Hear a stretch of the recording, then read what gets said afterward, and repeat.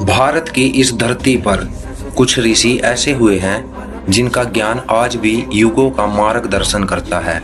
तो उन्हीं में से एक थे महर्षि वशिष्ठ। महर्षि वशिष्ठ वैदिक काल के महान ब्रह्म ऋषि थे। वे सप्त ऋषियों में से एक माने जाते हैं और राजा दशरथ के राजगुरु थे।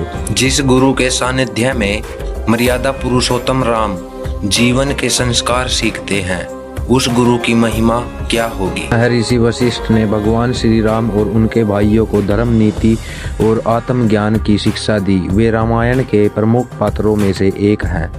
और कहते हैं उनके आश्रम में एक कामधेनु गाय थी जो हर इच्छा पूरी कर सकती थी। राजा विश्वामित्र ने कामधेनु को पाने का प्रयास किया, लेकिन वशिष्ठ के तपोबल के आगे सारी सेनाएं पराजित हो गई।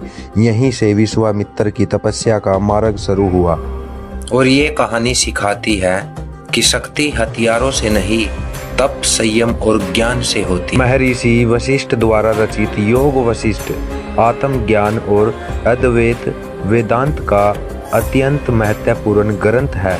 योग वशिष्ठ सिर्फ एक ग्रंथ नहीं, यह मन को मुक्ति करने की एक दिव्य यात्रा है। महर्षि वशिष्ठ का आश्रम अयोध्या और नर्मदा क्षेत्र से जुड़ा माना जाता है, जहां वे तप और शिक्षण करते थे। जहां ज्ञान है वहीं मुक्ति है, और जहां वशिष्ठ है वहीं सच्चा मार्ग है।